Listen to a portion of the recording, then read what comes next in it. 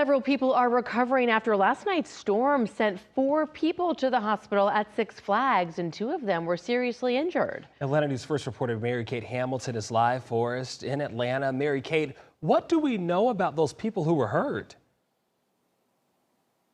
Well, those 2 people who were most seriously injured, they're both young people left recovering after a tree literally fell on them while trying to enjoy the holiday weekend there at Six Flags. But we know that that storm moved through quickly and left a massive wake of destruction. Here's everything that we know. Storms ripped through North Georgia over the holiday weekend, carving a path of destruction that's still being cleaned up this morning.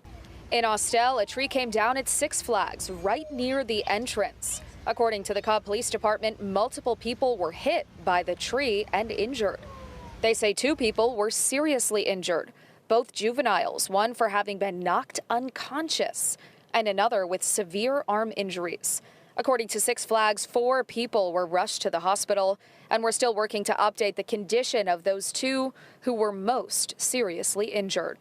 In Northeast Atlanta, crews spent today cutting up and hauling away a massive tree that crashed onto Wildwood Road, shutting it down completely and knocking out power for more than an hour overnight.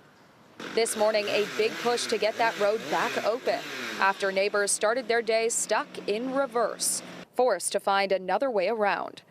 And in Sandy Springs, damage was widespread Sunday morning, and more than 5,000 people waking up after the 4th of July holiday in the dark without power. And with more storms still in the forecast, this cleanup may not be the last.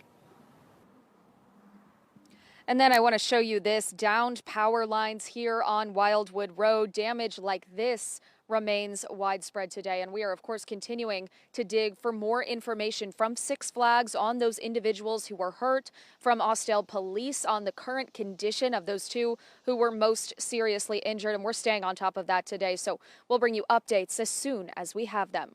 For now, live in Northeast Atlanta, I'm Mary Kate Hamilton, Atlanta News First. Mary Kate, thank you.